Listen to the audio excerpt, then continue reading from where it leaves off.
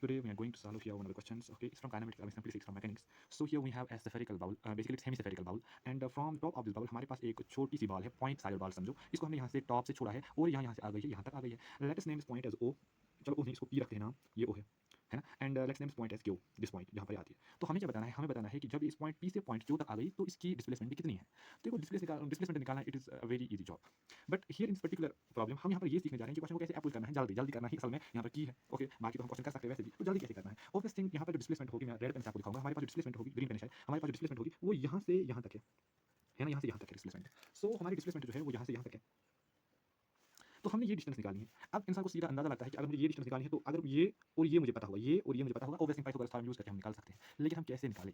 अब देखो, ना तो हमें ये पता है और ना ही ये पता है. ये वाला जो है ना, ये आर नहीं है, आर बिल्कुल यहाँ से यहाँ तक है. ओके, वो रेडियस है, थोड़ी रेडियस है, ये भी हमें पता नहीं है, ये भी हमें पता नहीं है.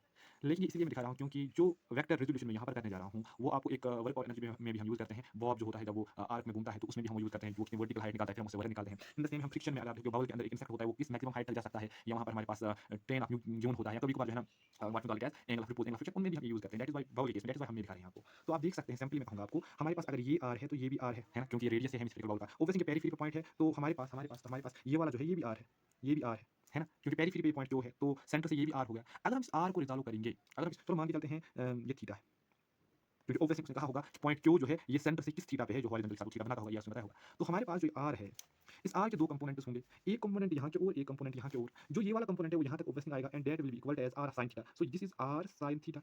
एंड जो हमारा ये वाला कंपोनेंट होगा, जो ये वाला, क्योंकि हम वेक्टर्स को पहले शिफ्ट कर सकते हैं, ये हमारा होगा आर कॉस ऑफ थीटा, है ना. So this r sine theta, this r cos theta. अब देखो ये मुझे पता चला ये आर कॉस थीटा है. अब ये कितना होगा, ऑब्वियसली जो हमारे पास, इसको अगर मैं डी पॉइंट नाम दूंगा तो डीपी जो होगा वो ओपी माइनस ओडी होगा. And therefore I will say that, यहाँ पर मैं यहाँ से लिखूंगा डीपी जो हमारा है that will be equal to as OP minus OD. OP जो है हमारा वो आर ही होगा, ओपी यहाँ से लेके यहाँ तक, दिस इज आर मतलब रेडियस, माइनस ओडी यहाँ से यहाँ तक वो आर साइन थीटा है, तो मैं इसको आर साइन थीटा लिखूंगा. Therefore r into 1 minus sine theta. ये इंपॉर्टेंट है क्योंकि आपको पेंडुलम की केस में ये देखना पड़ेगा, वो बॉब है ना, जब आर्कल बनाता है, ऑसिलेट करता है, in case of work energy वहाँ पर आपको वर्क निकालना है, तो याद रखना ये वहाँ पर यूज होगा और फ्रिक्शन में भी होगा, क्योंकि मैंने ऐसी प्रॉब्लम देखी है. तो अब मुझे बताना है ये डिस्टेंस कितनी होगी. मैं कहूँगा पी क्यू का स्क्वायर जो है this will be equal to as P Q का square will be equal to DP का स्क्वायर प्लस हमारे पास डी क्यू का स्क्वायर आएगा, डी क्यू का स्क्वायर आएगा. अब देखिएगा पी क्यू का स्क्वायर, पी क्यू हमारी डिस्प्लेसमेंट है, that is equal to DP, DP is equal to R into 1 minus sine of theta, इसका होल स्क्वायर, इसका होल स्क्वायर, ठीक है ना. इसका होल स्क्वायर प्लस हम क्या करेंगे, प्लस हम करेंगे डी क्यू, डी क्यू ये वाली डिस्टेंस है, D Q is r cos of theta, r cos of theta whole square, है ना. तो मैं कहूँगा पी क्यू का square will be equal to as, क्या हम यहाँ से आर को कम निकाल सकते हैं, बिल्कुल निकाल सकते हैं. तो it is r square into into 1 minus sine of theta का होल स्क्वायर, का होल स्क्वायर, का होल स्क्वायर प्लस हम करेंगे cos square theta, cos square theta. बिल्कुल ये हमारी लास्ट एक्सप्रेशन अभी तक आ गई. अब यहाँ पर हमारे पास 1 माइनस साइन थीटा, क्या हम यहाँ पर कोई एक्सप्रेशन जो हमारी ट्रिग्नोमेट्रिक एक्सप्रेशन यूज कर सकते हैं. हमारे पास sine square theta plus cos square theta is equal to 1, तो 1 minus sine square theta is equal to cos square theta, but यहाँ पर स्क्वायरिंग नहीं है ऑलरेडी, तो इसको रहने देते हैं यहाँ तक, ठीक है. अब ये स्क्वायर जब यहाँ आएगा तो आएगा P Q, P Q will be equal to R into root of root of root of root of 1 minus sine theta का whole square plus cos of square theta. तो अभी तक की एक्सप्रेशन हमें ये मिल गई. अगर हम आइडेंटिटी को भी यूज करेंगे, वाई का 1 square plus sign square theta minus 2 sine theta, कोई फायदा नहीं है, हम यूज ही नहीं करेंगे,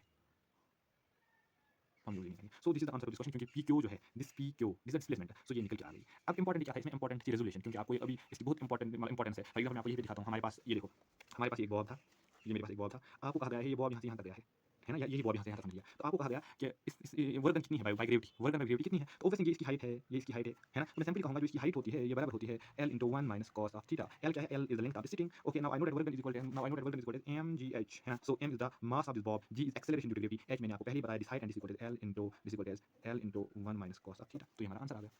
अब बताओ ये कहाँ से लाया, देखो ये कहाँ से लाया, ये एल रेजोल्यूशन ऐसी ही करनी है बस, मुझे ये एच निकालना है, ठीक है, बिल्कुल ठीक है. ऑब्वियस थिंग जो थीटा है, ये थीटा ये है, कितना डिस्प्लेस हो गया, किस एंगल पर डिस्प्लेस हो गया.